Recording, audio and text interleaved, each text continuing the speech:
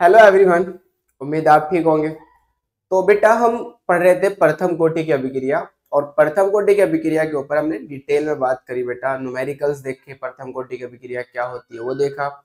NEET के अंदर जो प्रीवियस ईयर क्वेश्चंस आए हुए हैं प्रथम कोटि की अभिक्रिया के ऊपर उसको भी हमने देखा था बेटा, बल्कि उस पर हमने एक सेपरेट लेक्चर भी बनाया था, आप देख सकते हो जाकर। आज हम बात करने वाले हैं बहुत बहुत ज्यादा इंपॉर्टेंट टॉपिक के बारे में, जो कि बोर्ड के पॉइंट ऑफ व्यू से बहुत ज्यादा इंपॉर्टेंट और 100% यहाँ से क्वेश्चन आता है। तो देखते हैं आज के लेक्चर में हम क्या डिस्कस करेंगे बेटा। बात करने वाले हम आणविकता की मॉलिक्यूलैरिटी की। बहुत इंपॉर्टेंट टॉपिक है आज का लेक्चर बेटा, 100% यहाँ से क्वेश्चन बनता है। आणविकता को देखेंगे, सातवां अभिक्रिया की कोटि तथा आणविकता में अंतर, जो कि यहां से ये आरएमपीएम, आपको आरएमपीएम अभिक्रिया की कोटि तथा आणविकता में अंतर, आरएमपीएम। आरएमपीएम का मतलब क्या है भाई? आरएमपीएम का मतलब है आर मतलब रखा, एम मतलब मिलेगा, पी मतलब पेपर, फिर एम मतलब में, रखा मिलेगा पेपर में। 100% आपको यहां से बेटा ये क्वेश्चन मिलेगा। कौन सा? प्रथम कोटि के, सॉरी, अभिक्रिया की कोटि तथा आणविकता में अंतर। बहुत इंपॉर्टेंट है एग्जाम के पॉइंट ऑफ व्यू से। और क्या पढ़ेंगे हम? छदम प्रथम कोटि की अभिक्रिया, सूडो फर्स्ट ऑर्डर रिएक्शन की। ये भी वेरी मोस्ट इंपोर्टेंट है बेटा, क्योंकि यहां से एक क्वेश्चंस आपको मिल सकता है, इसलिए आज का लेक्चर बहुत इंपॉर्टेंट होने वाला है, मिस मत करना बेटा। तो चलिए स्टार्ट करते हैं आज का लेक्चर। तो हम सबसे पहले बात करते हैं बेटा आणविकता की, कि आणविकता क्या होती है। तो सबसे पहले आणविकता को समझते हैं, ठीक है बेटा। तो देखते हैं बेटा आणविकता। आणविकता, मॉलिक्यूलैरिटी।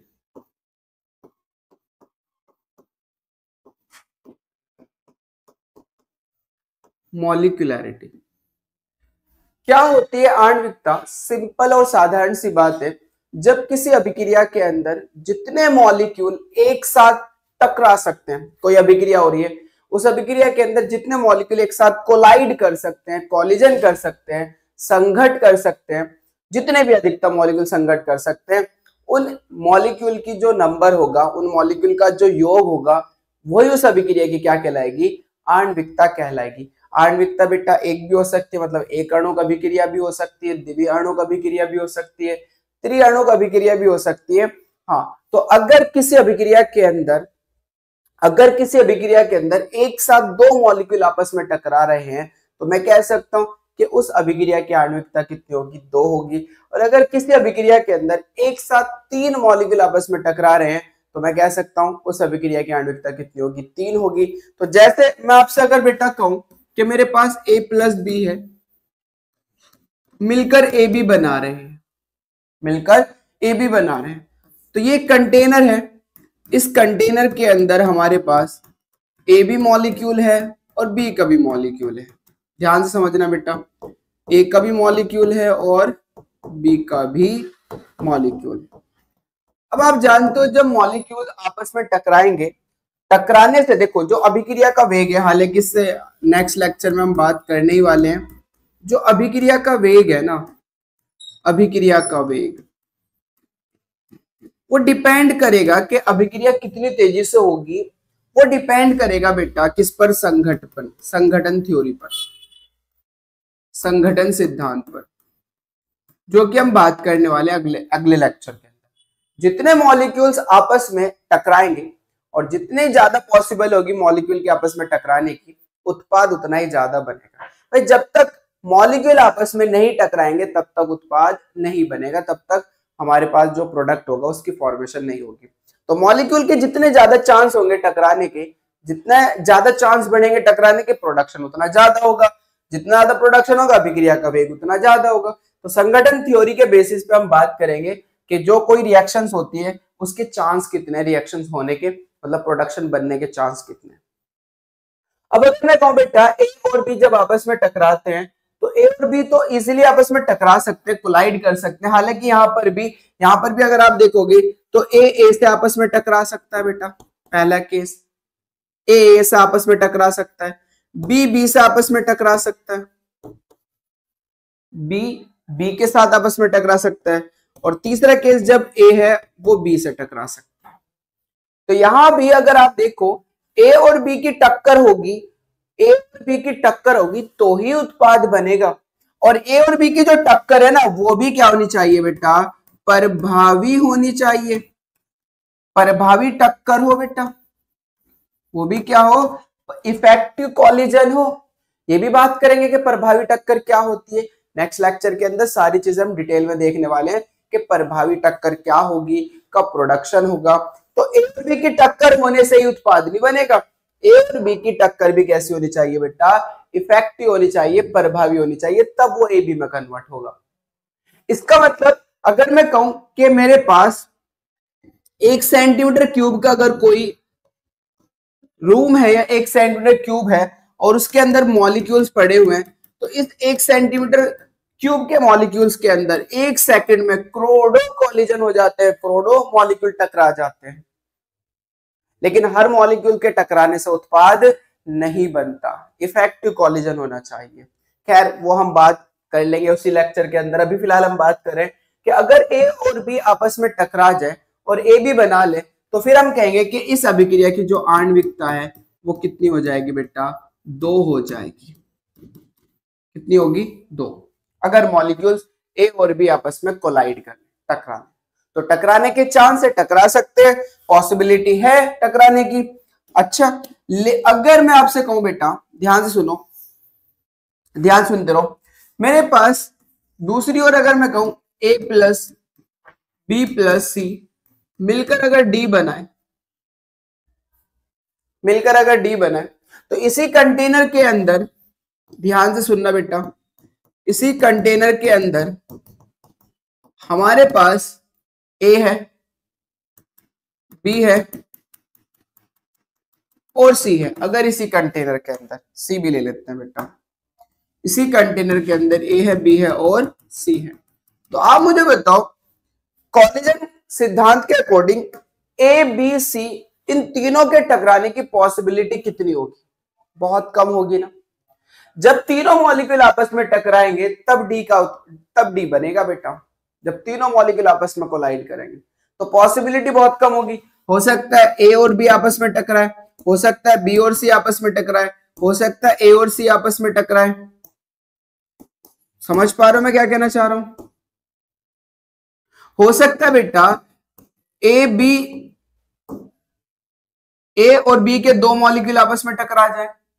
हो सकता है बेटा हमारे पास बी के 2 मॉलिक्यूल और ए के 2 मॉलिक्यूल और बी के 1 मॉलिक्यूल आपस में टकरा जाए। हो सकता है तीनों मॉलिक्यूल बी के टकरा जाए, हो सकता है तीनों मॉलिक्यूल ए के टकरा जाए, हो सकता है ए और सी के मॉलिक्यूल टकरा जाए। मतलब इस बात को समझो, पॉसिबिलिटी बहुत कम है जब ए बी सी तीनों मॉलिक्यूल आपस में टकरा सकते हैं।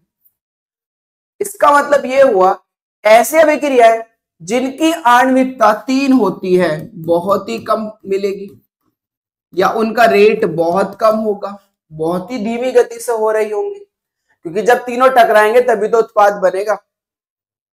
तो अगर आणविकता में बात करूं 3, इसकी आणविकता 3 होगी ना, क्योंकि तीनों मॉलिक्यूल आपस में टकराएंगे बेटा। जितने मॉलिक्यूल आपस में एक साथ कोलाइड कर सकते हो, टकरा सकते हो, वो उस अभिक्रिया की क्या कहलाती है? आणविकता कहलाती है। मैं कह रहा हूं कि अगर मेरे पास ए बी सी है इस कंटेनर के अंदर, तो तीनों मॉलिक्यूल्स को आपस में कोलाइड करना चाहिए और ये पॉसिबिलिटी बहुत कम है, इसलिए उत्पाद भी बहुत कम बनेगा, यानी कि उत्पाद का रेट भी क्या होगा? बहुत कम होगा। शायद बात समझ में आ रही होगी आपको। अच्छा, तो आप ये बताइए मुझे, क्या ऐसी अभिक्रियाएं बहुत कम मिलेगी या नहीं मिलेगी जिनमें तीनों मॉलिक्यूल एक साथ टकरा रहे होंगे? तो ऐसी अभिक्रियाएं बहुत कम के साथ हमें मिलने वाली है जिनकी आणविकता क्या होगी? 3 होगी। तो मैं कह सकता हूं मेरे पास मैक्सिमम ऐसी अभिक्रियाएं ज्यादा होंगी जिनकी आणविकता 2 हो या जिनकी आणविकता 1 हो। ऐसी अभिक्रियाएं ज्यादा होंगी, ऐसी अभिक्रियाएं बहुत कम होंगी जिनकी आणविकता क्या हो? 3 हो। 3 हो सकती है। लेकिन अगर मैं कहूं आपसे A plus B plus C plus D, तब जाके कोई प्रोडक्ट, मान लीजिए प्रोडक्ट बन रहा है, चलो बस प्रोडक्ट ही लिख देता हूं, कोई प्रोडक्ट बन रहा है बेटा, तो अब मुझे बताओ 4 मॉलिक्यूल के एक साथ टकराने की पॉसिबिलिटी तो यहां से भी कम होगी। इसका मतलब मैं कह सकता हूं किसी भी अभिक्रिया की आणविकता बेटा 3 से ज्यादा बहुत ही कम परसेंट है कि कि वो 3 से ज्यादा किसी अभिक्रिया की आणविकता हो जाए। तो हम नॉर्मली कह सकते हैं कि अभिक्रिया की आणविकता बेटा अधिकतम 3 हो सकती है। अभिक्रिया की आणविकता, समझो बेटा, अभिक्रिया की आणविकता अधिकतम कितनी हो सकती है बेटा? अधिकतम 3 हो सकती है। 3 से ज्यादा इस अभिक्रिया की 3 से ज्यादा अभिक्रिया की आणविकता नहीं होगी, क्योंकि 3 से ज्यादा अभिक्रिया, ऐसी अभिक्रिया जिनकी आणविकता 3 से ज्यादा होगी वो हमें मिलेगी नहीं। मतलब उसके अंदर एक साथ 4 मॉलिक्यूल आपस में नहीं कोलाइड कर सकते। तो ऐसी अभिक्रिया जिनकी आणविकता 3 है वो तो पॉसिबल है, लेकिन ऐसी अभिक्रिया जिनकी आणविकता 3 से ज्यादा है वो क्या हो रहा होगा? वो क्या हो रहा होगा बेटा? वो अभिक्रिया एक पद में नहीं हो रहा होगा, मतलब एक साथ नहीं टकरा रहे होंगे। मैं आपको समझाऊंगा बेटा, क्योंकि जो आणविकता है ना वो हमें हेल्प करती है अभिक्रिया की क्रियाविधि समझाने में, कि जो अभिक्रिया है वो प्राथमिक अभिक्रिया या फिर जटिल अभिक्रिया बेटा। तो आप समझदार हो कि हमारे पास जो आणविकता होती है ना वो सिर्फ और सिर्फ प्राथमिक अभिक्रिया पे लगती है, प्राथमिक अभिक्रिया पर। जटिल अभिक्रिया क्या होती है? ऐसी अभिक्रियाएं जो एक से ज्यादा पदों में हो जाए, ऐसी अभिक्रियाओं को बोलते हैं हम जटिल अभिक्रिया। और प्राथमिक अभिक्रिया उसे बोलते हैं बेटा जो एक पद में हो। तो जो आणविकता है वो कौन सी अभिक्रिया पर काम करती है? प्राथमिक अभिक्रिया पर, जो एक पद में हो रही हो। तो अगर मेरे पास रिएक्शन के अंदर 4 हमारे पास रिएक्टेंट है तो चारों मॉलिक्यूल एक साथ नहीं टकरा सकते एक पद में, यानी कि जब अभिक्रिया एक पद में होगी तो चारों मॉलिक्यूल आपस में कोलाइड नहीं कर सकते। तो मैं कहूंगा कि भाई ये जो अभिक्रिया है ना वो एक पद में नहीं हो रही होगी, एक से ज्यादा पदों में हो रही होगी। तो अगर आपको आणविकता 3 से ज्यादा दिख रही है कहीं पर, मतलब अगर अभिकारक के जो अणु है वो 3 से ज्यादा दिख रहे हैं, तो मतलब वो अभिक्रिया हमारे पास एक से ज्यादा पदों में हो रही होगी, मतलब वो अभिक्रिया हमारी कैसी होगी? जटिल अभिक्रिया होगी। तो उसकी क्रियाविधि भी बताई जा सकती है। अच्छा, थोड़ा अगर हम वैसे भी नॉर्मली देखें तो आप देख सकते हो बेटा, ध्यान सुनना, मेरे पास मान लीजिए एक मॉलिक्यूल है, ये एक मॉलिक्यूल है ए, दूसरा मॉलिक्यूल हमने लिया बेटा, ध्यान सुनो, ये बी। आपस में कोलाइड कर सकते हैं, तुम देख लोगे आराम से, टकरा जाएंगे, और अगर टकराएंगे तो उत्पाद भी बना लेंगे। ए और बी आपस में कोलाइड कर सकते हैं, ए और बी आपस में क्या कर सकते हैं? कोलाइड कर सकते हैं, टकरा सकते हैं। अब अगर आप देखो बेटा, मैं अब तीसरा मॉलिक्यूल लिया है सी लिया है बेटा, सी। ध्यान से सुनो, अब मैं क्या लिया बेटा? सी लिया है मैं। ध्यान से देखो बेटा, सी, ये रहा सी। तो जब मैं सी लिया है बेटा तो सी भी दोनों मॉलिक्यूल के साथ एक साथ कोलाइड कर सकता है। सी देखो ए से भी टकरा रहा है, बी से भी टकरा है, तो पॉसिबिलिटी है कि तीनों मॉलिक्यूल एक साथ टकरा जाए, तीनों मॉलिक्यूल एक साथ टकरा जाए, एक साथ टकराने चाहिए। ये दोनों भी एक साथ टकरा रहे हैं, मतलब इसकी आणविकता कितनी होगी बेटा? 2। ये तीनों मॉलिक्यूल एक साथ टकरा रहे हैं, मतलब इसकी आणविकता कितनी होगी? 3। अब अगर बेटा मैं 4 मॉलिक्यूल ले लूं, 4 मॉलिक्यूल, ध्यान से देखो, अगर मैं 4 मॉलिक्यूल एक साथ ले लूं, ले लेते हैं, व्हाइट वाले ले लेते हैं, चलो 4 मॉलिक्यूल अगर मैं एक साथ ले लूं, ये रहा चौथा मॉलिक्यूल। अब मुझे बताओ, क्या 4 मॉलिक्यूल एक साथ कोलाइड कर सकते हैं क्या? ए बताओ डी से कोलाइड कर लेगा क्या? एक साथ कोलाइड हो जाएगा क्या? इन चारों मॉलिक्यूल का एक साथ टकराव हो जाएगा क्या? मुझे बताइए, जस्ट फील करो बेटा, इससे जस्ट फील करो। ए डी से टकरा जाएगा क्या? बोलो भाई, ए डी से टकरा जाएगा क्या? नहीं टकराएगा ना भाई, बिल्कुल नहीं टकराएगा, ए डी से नहीं टकराएगा। तो मैं कह सकता हूं ये चारों मॉलिक्यूल का कॉलिजन एक साथ नहीं होगा भाई, एक साथ नहीं हो सकता, चारों मॉलिक्यूल एक साथ नहीं टकरा सकते, चारों मॉलिक्यूल एक साथ नहीं टकरा सकते। हालांकि मैंने यहां पर इन दोनों की टक्कर दिखा दी है, ये भी हमारे पास क्या होंगे, दूर दूर होंगे, तो चारों मॉलिक्यूल एक साथ नहीं टकरा सकते। तो मैं कह सकता हूं किसी अभिक्रिया की आणविकता 4 नहीं हो सकती, क्योंकि आणविकता क्या है, ऐसी अभिक्रिया है जिनमें एक साथ जितने अणु अधिकतम टकरा सकते हैं, अभिकारक के जितने अणु एक साथ टकरा सकते हैं वो उसकी आणविकता। और एक साथ 2 भी टकरा सकते हैं, 3 भी टकरा सकते हैं, 4 मॉलिक्यूल एक साथ नहीं टकरा सकते, मतलब उसकी आणविकता 4 नहीं होगी, उसकी आणविकता बस 3 ही हो सकती है। तो किसी भी अभिक्रिया की आणविकता अधिकतम कितनी हो सकती है बेटा, 3 हो सकती है। हाँ, अगर मैं एक और स्टेप इसका रिपीट कर दूं, अगर इसका एक और स्टेप रिपीट कर दूं बेटा, तो शायद फिर पॉसिबल हो जाए कि ए डी से टकरा जाए, ए डी से टकरा जाए, तो मल्टीपल स्टेप में रिएक्शन हो जाएगी, मतलब एक से ज्यादा पदों में अभिक्रिया हो जाएगी, और ऐसे अभिक्रिया को हम क्या बोलते हैं, जटिल अभिक्रिया कहते हैं। एक और बात बेटा, ये जो आणविकता होती है, जो आणविकता होती है, ये एक थ्योरेटिकल बात है, सैद्धांतिक बात है बेटा, सैद्धांतिक बात है, थ्योरेटिकल बात है, इसका कोई प्रैक्टिकली प्रूफ नहीं है। जैसे अभिक्रिया की कोटि प्रयोगात्मक होती है, एक्सपेरिमेंट करके ही हम कोटि निकाल सकते हैं, ऐसे आणविकता को हम प्रयोग करके एक्सपेरिमेंट करके नहीं निकाल सकते। हमारे पास जो आणविकता होती है वो कैसी होती है, हमारे पास सैद्धांतिक होती है। चौथी बात आपको ये पता होना चाहिए, जो मॉलिक्यूल है क्या हाफ भाग ले सकता है, क्या आधा मॉलिक्यूल भाग ले सकता है क्या बेटा, या तो एक मॉलिक्यूल भाग लेगा या भाग लेगा ही नहीं। तो किसी भी अभिक्रिया की जो आणविकता है ना, वो भिन्नात्मक नहीं हो सकती।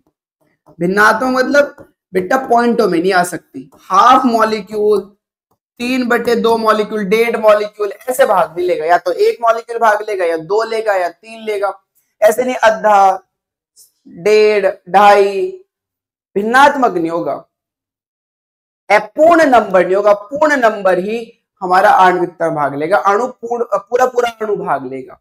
और अगर मैं कहूं कि भाई कि जो ए है वो भाग ही नहीं ले रहा, और प्रोडक्ट बन रहा है, प्रोडक्ट में बन रहा है ए, प्रोडक्ट में आ रहा है, तो ऐसा पॉसिबल होगा क्या कि ए ने भाग तो लिया नहीं लेकिन उत्पाद में आ गया, ऐसा भी पॉसिबल नहीं होगा। मतलब मैं कह सकता हूं कि जो आणविकता है वो बेटा वो शून्य भी नहीं हो सकती। भाई अणु भाग तो लेगा ही ना, अणु भाग लेगा, तो आणविकता ना तो शून्य हो सकती ना ही भिन्नात्मक हो सकती, एक पूरा पूरा नंबर होती है आणविकता। तो बात समझ में आ गई होगी आणविकता पे। अब हम अपने नोट्स पे चलते हैं। तो अब आप देख सकते हो बेटा आणविकता क्या होती है, किसी प्राथमिक अभिक्रिया, मैंने कहा था आणविकता प्राथमिक अभिक्रिया पे लागू होती है। किसी प्राथमिक अभिक्रिया में भाग लेने वाले परमाणु, कोई प्राथमिक अभिक्रिया उसके अंदर भाग लेने वाले परमाणु, आयन अथवा अणु, जो आयन हो या अणु हो, जो रासायनिक अभिक्रिया संपन्न करने के लिए, रिएक्शन करने के लिए एक साथ टकराते हैं, अभिक्रिया की आणविकता कहलाती है। अभिक्रिया की आणविकता सैद्धांतिक होती है, थ्योरेटिकल बात है बेटा, ये प्रैक्टिकली बात नहीं, ये थ्योरेटिकल बात है, सैद्धांतिक होती है। किसी अभिक्रिया की आणविकता 3 से अधिक नहीं हो सकती। भाई कोई भी रिएक्शन हो रही है उसकी आणविकता 3 से ज्यादा नहीं हो सकती, अधिकतम कितनी आ सकती है, 3 आ सकती है, और 3 भी मिनिमम, मतलब मिनिमम केसेस में ऐसा होता है 3 आ जाए। समझ पा रहे हो मेरी बात को? तो किसी भी अभिक्रिया की आणविकता 3 से अधिक नहीं हो सकती, ये रेयरली बात होगी कि वो जो अभिक्रिया हो रही है उसकी आणविकता भी 3 आ जाए। तो 3 भी मिनिमम मिलेगी आपको, मिनिमम रिएक्शंस में मिलेगी, लेकिन फिर भी हम कह देंगे 3 तो हो जाएगी, लेकिन 3 से ज्यादा नहीं हो सकती। जैसे हमने कहा एक अणु का अभिक्रिया, तो जब किसी अभिक्रिया में केवल एक अणु संलग्न होगा, इन्वॉल्व होगा, निर्धारित होगा, तो ऐसे अभिक्रिया को हम कहेंगे एक अणु का अभिक्रिया। एग्जाम्पल देख लो बेटा, अमोनियम नाइट्राइड का अपघटन। अमोनियम नाइट्राइड को जब हम हीट करेंगे तो इसका डिकम्पोजिशन होगा नाइट्रोजन में, N2 बाहर, हाइड्रोजन और ऑक्सीजन मिलकर क्या बाहर करेंगे, H2O, क्योंकि 4 हाइड्रोजन है और 2 ऑक्सीजन है तो 2H2O बाहर हो जाएगा। तो आप मुझे बताइए इसके अंदर कितने अणु भाग ले रहे हैं इस अभिक्रिया में? एक ही तो अमोनियम नाइट्रेट का एक ही तो अणु भाग ले रहा है, इसलिए इसकी आणविकता कितनी होगी बेटा, 1 होगी। क्लियर है बात?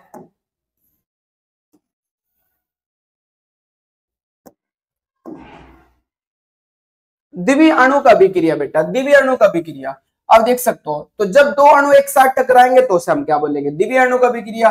द्विपरमाणुक अभिक्रियाओं में एक साथ 2 स्पीशीज का संघट होना, संघट होने का मतलब होता है बेटा टकराना, एक साथ टकराना, संघट होना। तो यही हमारे पास क्या होगी, द्वितीय अणु का अभिक्रिया होगी।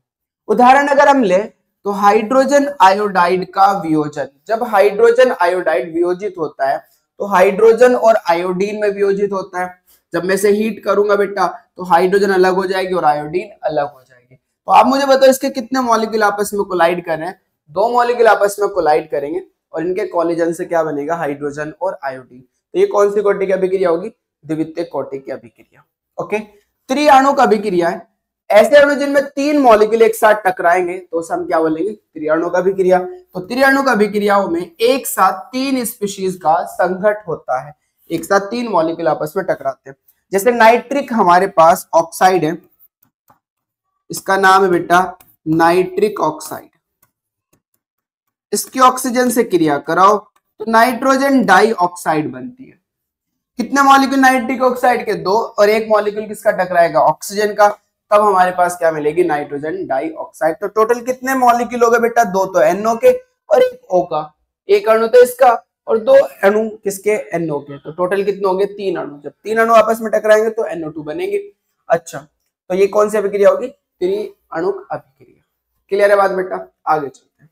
तो ये हमने बात करी बेटा आणविकता के बारे में, जो कि आपको अच्छे से समझ में आ गया होगा। सिंपल और साधारण सी बात आपको ये याद रखनी है कि किसी अभिक्रिया के अंदर एक साथ जितने अणु आपस में टकराएंगे, किसी प्राथमिक अभिक्रिया में एक साथ जितने अणु आपस में टकरा सकते हैं वो उस अभिक्रिया की आणविकता कहलाएगी।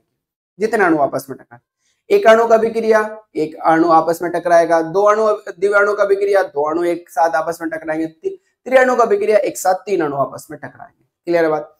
किसी भी अभिक्रिया की आणविकता बेटा 3 से ज्यादा नहीं हो सकती, क्योंकि 3 ही मॉलिक्यूल एक साथ टकरा सकते हैं, 3 से ज्यादा मॉलिक्यूल एक साथ नहीं टकरा सकते। अगर 3 से ज्यादा आपको अणु दिख रहे हैं तो फिर वो अभिक्रिया हमारे पास क्या होगी? जटिल अभिक्रिया होगी, मतलब एक से ज्यादा पदों में हो रही होगी। अब बात करते हैं बेटा अभिक्रिया की कोटि तथा आणविकता में अंतर, जो कि वेरी मोस्ट इंपोर्टेंट है बेटा, ध्यान रखना। हमने एक तरफ डाली अभिक्रिया की कोटि और दूसरी तरफ डाली हमने आणविकता। तो इनकी डेफिनेशन देखिए हमने कहा वेग समीकरण में उपस्थित, मेरे पास कोई वेग समीकरण है इस तरीके से, ध्यान से सुनो बेटा, वेग समीकरण है। तो वेग समीकरण के अंदर क्या होता है? के ए की पावर n b की पावर m, अगर कुछ इस तरीके से है तो इनकी जो पावर का सम है n प्लस m, वही तो अभिक्रिया की कोटि होती है। तो उसी के बेसिस पे हम डेफिनेशन बना रहे। वेग समीकरण में उपस्थित सांद्रता पदों की घातों के कुल योग को अभिक्रिया की कोटि कहते हैं। सांद्रता पदों की घातों के कुल योग को हम क्या बोलते हैं? अभिक्रिया की कोटि। आणविकता क्या होती है? किसी प्राथमिक अभिक्रिया में भाग लेने वाले अभिकारकों के अणुओं की कुल संख्या को आणविकता कहते हैं। कोई प्राथमिक अभिक्रिया है, उस प्राथमिक अभिक्रिया के अंदर जितने अणु भाग लेंगे अभिकारक के, उनकी संख्या क्या कहलाएगी? उसकी आणविकता कहलाएगी। दूसरा बेटा अभिक्रिया की कोटि प्रयोगात्मक होती है। जो अभिक्रिया की कोटि होती है वो एक्सपेरिमेंटल होती है, प्रयोगात्मक होती है, जबकि आणविकता क्या होती है बेटा? सिद्धांतिक होती है, थ्योरेटिकल होती है। तीसरी बात, अभिक्रिया की कोटि भिन्नात्मक तथा शून्य हो सकती है। भाई कोटि भिन्नात्मक भी हो सकती है, आपने देखा भी था, हाफ कोटि की अभिक्रिया हाफ भी आ रहा था, 3/2 भी आ रहा था, -हाफ भी आ रहा था। तो ये जो हमारे पास क्या हो सकती है बेटा? भिन्नात्मक हो सकती है और शून्य भी हो सकती है। शून्य कोटि की अभिक्रिया आपने पढ़ा है। लेकिन अभिक्रिया की आणविकता शून्य तथा भिन्नात्मक नहीं हो सकती है। जबकि आप अगर देखोगे तो अभिक्रिया की आणविकता ना तो शून्य होगी और ना ही भिन्नात्मक होगी। आगे चलते बेटा। चौथा पॉइंट देखो, अभिक्रिया की कोटि प्राथमिक एवं जटिल दोनों प्रकार की अभिक्रियाओं पर लागू होती है। हमारे पास जो अभिक्रिया की कोटि है वो प्राथमिक अभिक्रिया पर भी लागू होती है और जटिल अभिक्रिया पर भी लागू होती है। लेकिन जब हम आणविकता की बात करते हैं तो ये सिर्फ प्राथमिक अभिक्रिया पर ही लागू होगी। तो अभिक्रिया की आणविकता केवल प्राथमिक अभिक्रियाओं के लिए ही परिभाषित होती है, लागू होती है, केवल प्राथमिक अभिक्रिया पर ही। किस पर बेटा? केवल प्राथमिक अभिक्रिया। पांचवा पॉइंट मैं बोल सकता हूं कि अभिक्रिया की कोटि 3 से अधिक हो सकती है, लेकिन जो अभिक्रिया की आणविकता है वो 3 से अधिक नहीं हो सकती है। अब देख सकते हो अभिक्रिया की आणविकता 3 से अधिक नहीं हो सकती है, मैं समझा चुका हूं आपको बेटा। चले आगे चलते हैं। तो अब हम बात करें बेटा छद्म प्रथम कोटि की अभिक्रिया, जो कि ये वेरी मोस्ट इंपोर्टेंट है। ये भी इसका एक और नाम है बेटा, इसे एक और नाम बोलते हैं छद्म प्रथम कोटि की अभिक्रिया, या फिर मैं बोलता हूं आभासी एकाणुक अभिक्रिया। आभासी एकाणुक अभिक्रिया दोनों नाम से एग्जाम में आई हुई है, तो इसलिए आपको दोनों ही नाम इसके पता। आभासी एकाणुक अभिक्रिया, छद्म प्रथम कोटि की अभिक्रिया या फिर आभासी एकाणुक अभिक्रिया। ध्यान से सुनना बेटा, क्या होती है प्रथम कोटि की छद्म एक अणु का छद्म प्रथम कोटि की अभिक्रिया क्या होती है।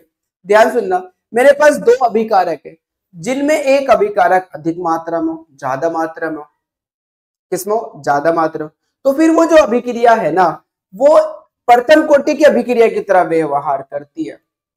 मतलब अभिक्रिया का वेग उस पर डिपेंड करेगा जो कम मात्रा में होगा, अभिक्रिया का वेग उसकी सांद्रता पर निर्भर नहीं करेगा जो ज्यादा मात्रा में होगा, जो अधिकता में होगा।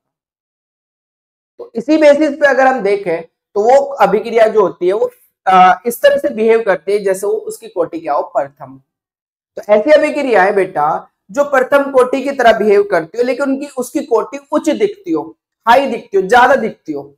ऐसी अभिक्रियाएं जिनकी कोटि जो प्रथम कोटि की अभिक्रिया की तरह बिहेव करती हो लेकिन उनकी कोटि उच्च दिखती हो, ज्यादा दिखती हो, ऐसी अभिक्रियाओं को हम क्या बोलते हैं, छद्म प्रथम कोटि की अभिक्रिया कहते हैं। बेटा मैं इसको समझाता हूं लेकिन उससे पहले हम कुछ पढ़ लेते हैं। बेटा जब एक अभिक्रिया में एक अभिकारक अत्यधिक मात्रा में मौजूद हो, एक अभिकारक ज्यादा मात्रा में मौजूद हो और उसकी सांद्रता प्रतिक्रिया के दौरान स्थिर है, रिएक्शन के दौरान उसकी सांद्रता में कोई बदलाव ना हो, तो अभिक्रिया प्रथम कोटि की गति की तरह व्यवहार करती हो।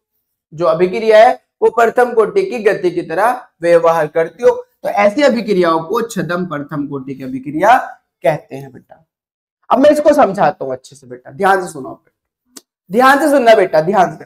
मेरे पास है ethyl acetate CH3 CO C2H5, इसका नाम है एथिल एसीटेट, एथिल एसीटेट। इसमें मैंने पानी डाला H2 जल, और जैसे मैंने डाला अम्लीय माध्यम में रिएक्शन होगी बेटा, तो जैसे मैंने इसमें डाला जल अम्लीय माध्यम में रिएक्शन होने वाली है, ये बात आपको पता हो। तो जैसे मैंने बेटा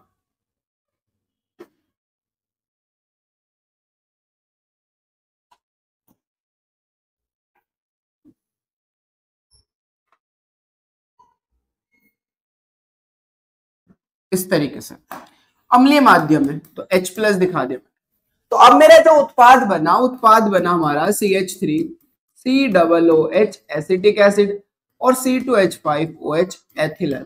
ध्यान से सुनते रहो बेटा। अब मैंने क्या करा, जब t बराबर 0 है बेटा, समय हमारा 0 है, तो मैंने एथिल एसीटेट की कंसंट्रेशन ले ली 0.1। कितनी ले ली बेटा, 0.1, मान लो 0.1 ले ली। क्लियर है बात, बहुत अच्छा। जल की जो मात्रा ली बेटा, जल की जो मात्रा ली वो ले ली 10 चाहे इसे ml में ले लो, तो मैंने 10 ml ले, सॉरी 0.1 ml ले लिया और इसको 10 ml ले लिया, राइट। चूंकि समय 0 है तो कोई रिएक्शन नहीं हो रही, तो ये 0 0 बनेगा। अब t समय बाद हमने कहा कि मेरे पास जो एथिल एसीटेट है वो सारा का सारा कन्वर्ट हो गया एसिटिक एसिड और एथिल अल्कोहल, सारा का सारा। तो यहां पर इसकी अमाउंट कितनी बची बेटा, 0। अब ये भी कितना यूज हुआ होगा, ये यूज हुआ होगा 0.1, क्योंकि जो 0.1 एथिल एसीटेट है वो 0.1 H2O से तो रिएक्ट करेगा, क्योंकि अगर इसका 1 मोल है तो जल का भी तो मैंने 1 ही मोल यूज करना है। तो अगर इसकी क्वांटिटी 0.1 है तो जल की क्वांटिटी भी कितनी लेंगे बेटा, 0.1 ही लेंगे। इसलिए जब 0.1 आप इसमें से घटाते हो तो इसकी अमाउंट कितनी बचती है, 9.9 बचती है, 9.9 बचती है। भाई 10 में से 0.1 घटाओ तो 9.9 ही तो बचेगा। अच्छा ये कितना बनेगा, 0.1, ये भी कितना बनेगा, 0.1। आप मुझे बताओ, जो मेरे पास जल है H2O है, उसकी जो सांद्रता है वो इनिशियल कितनी थी, 10, t समय बाद कितनी है, 9.9। क्या 10 लगभग बराबर होता है, नहीं होता है 9.9 के? क्या बहुत जगह आप लिखते हैं इस बात को कि 9.9 लगभग किसके बराबर होता है, 10 के बराबर। तो चूंकि यहां पर अगर कंसंट्रेशन देखो तो मैं कह दूंगा कि दोनों बराबर है, कि भाई जल की सांद्रता में कोई भी परिवर्तन नहीं हो रहा है, आप देख सकते हो। लेकिन अगर दूसरी ओर देखें तो ये 0.1 से कहां चला गया, 0 में चला गया, तो इसकी सांद्रता में तो परिवर्तन हो रहा है। अब ये जो अभिक्रिया हो रही है, हमने पढ़ा है कि जो अभिक्रिया का वेग है वो अगर अभिक्रिया का जो वेग है उसकी सांद्रता पर निर्भर नहीं करेगा, जिसकी सांद्रता में कोई परिवर्तन नहीं होगा। या मैं कहूं अगर हमारे पास जिसकी सांद्रता में जिसकी सांद्रता में कोई परिवर्तन नहीं होता है, अभिक्रिया का वेग उस पर डिपेंड नहीं करता है।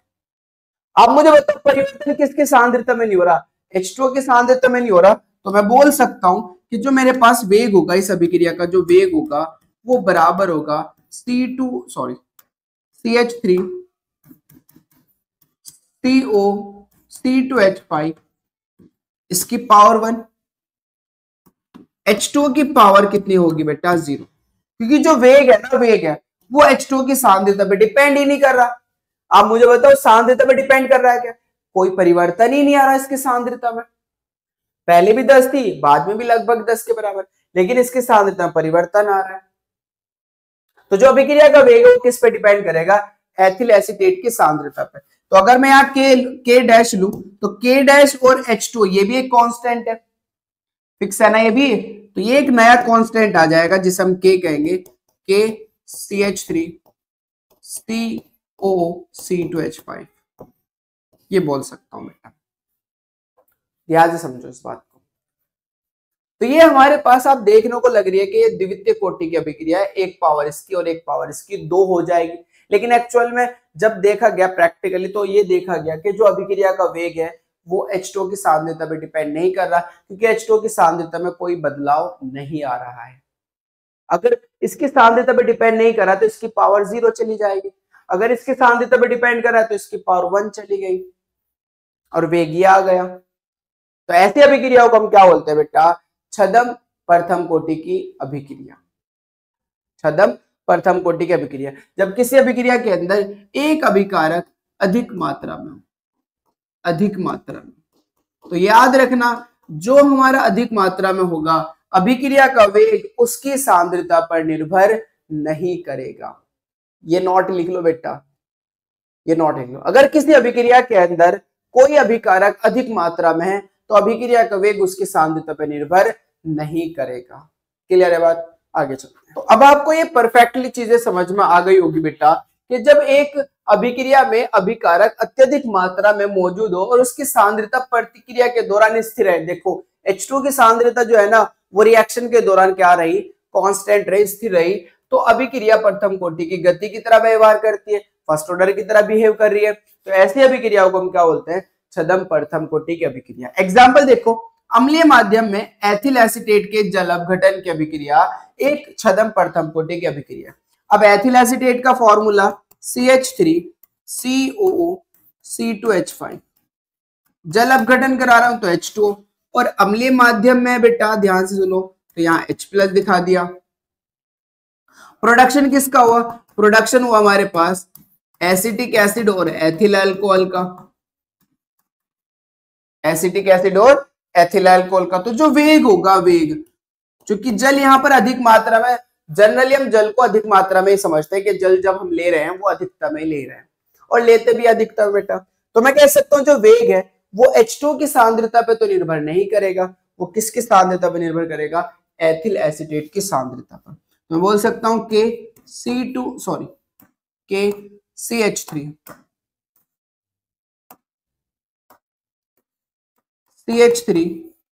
CO C2H5 की पावर 1, ये आ जाएगा बेटा वेग हमारा। क्लियर, ये फर्स्ट एग्जांपल है, मोस्ट इंपोर्टेंट एग्जांपल के छदम प्रथम कोटि की अभिक्रिया उदाहरण से समझाओ तो आपको इस तरीके से लिखना बेटा। आगे चलते हैं, एग्जांपल सेकंड, जो हमारे पास सुक्रोज होता है, सुक्रोज का जल अपघटन भी हमारा क्या होता है, छदम प्रथम कोटि की अभिक्रिया। सुक्रोज हमारा फॉर्मूला क्या होगा, C12H22O11, ये हमारा सुक्रोज है बेटा। इसका अगर मैं जल अपघटन करूं अम्लीय माध्यम में तो इसके जल अपघटन पर हमें मिलेगा C6H12O6, इसको बोलते हैं बेटा हम ग्लूकोज, और दूसरा में मिलेगा बेटा C6H12O6, एक को हम बोलते हैं फ्रक्टोज। दोनों के फॉर्मूले सेम है, दोनों के अणुसूत्र समान है, लेकिन डिफरेंस बहुत बड़ा है। अगर मैं कहूं ग्लूकोज के अंदर एक एल्डिहाइड क्रियात्मक समूह होता है जबकि फ्रक्टोज के अंदर एक कीटोनिक समूह होता है, तो वो हम जब जैवाणु पढ़ेंगे समझ में आ जाएगी बात आपको। अब मैं आपसे कहूं कि इस अभिक्रिया के अंदर जो जल होगा वो अधिक मात्रा में होगा, और अगर ये अधिक मात्रा में तो अभिक्रिया का वेग जल की सांद्रता पर निर्भर नहीं करेगा। अभिक्रिया का वेग केवल किसकी सांद्रता पर निर्भर करेगा बेटा? सुक्रोज की सांद्रता पर। इसलिए मैं लिख सकता हूं जो वेग है वो बराबर होगा K C12 H22 O11। इसमें मॉलिक्यूल कितने बेटा? 1 पावर 1 ये। अच्छा, अगर मैं बात करूं इस अभिक्रिया की आणविकता की, अगर मैं बात करूं इस अभिक्रिया की आणविकता की, आप मुझे बताओ इस अभिक्रिया की आणविकता कितनी होगी? एक अणु तो जल का भाग ले, भाई कोलाइड तो कर रहे होंगे तभी तो ये प्रोडक्ट बनाए, समझ रहे हो बात को? तो एक अणु जल का और एक अणु सुक्रोज का, इसलिए दो अणु आपस में टकरा रहे हैं, तो आणविकता कितनी होगी बेटा? 2 होगी। आणविकता कितनी होने वाली है? 2 होने वाली है। क्लियर है बात? ध्यान से समझ लो बेटा, उसकी भी आणविकता 2 थी और इसकी भी आणविकता हमारी कितनी होगी? 2 होगी, क्योंकि जल और सुक्रोज के मॉलिक्यूल आपस में कोलाइड करेंगे, टकराएंगे, तभी तो उत्पाद बनाए, इसलिए आणविकता कितनी होने वाली है? 2 होने वाली है। एक और बात आपको मैं बता दूं बेटा, अगर मैं यहाँ पर कहूं कि मेरे पास नाइट्रोजन पेंटाऑक्साइड है और इसका विघटन अगर मैं कराऊं नाइट्रोजन डाइऑक्साइड और ऑक्सीजन बना दूं, समझो बात को, तो क्या ये आभासीय कणों का अभिक्रिया है? तो यहाँ तो पहले ही हमारे पास आपको साफ साफ दिख रहा है एक मॉलिक्यूल है, यहाँ कोई अधिकतम है ही नहीं। जबकि हम कह रहे हैं कि छदम प्रथम कोटि की अभिक्रिया क्या है? मेरे पास 2 अभिकारक होंगे जिनमें से एक अभिकारक क्या होगा? अधिक मात्रा में होगा। एक अभिकारक अधिक मात्रा में होगा, और जो अधिक मात्रा में होगा अभिक्रिया का वेग उसकी सांद्रता पर निर्भर नहीं करेगा। तो ये मैं कह सकता हूं कि ये हमारा छदम प्रथम कोटि की अभिक्रिया नहीं है। ये नहीं है भाई, प्रथम कोटि की है लेकिन छदम प्रथम कोटि की नहीं है। क्लियर है बात? तो आई होप कि आपको लेक्चर अच्छे से समझ में आ गया होगा बेटा। पढ़ते रहिए, मेहनत करते हैं, क्योंकि बोर्ड एग्जाम आपके बहुत पास है। Thank you so much.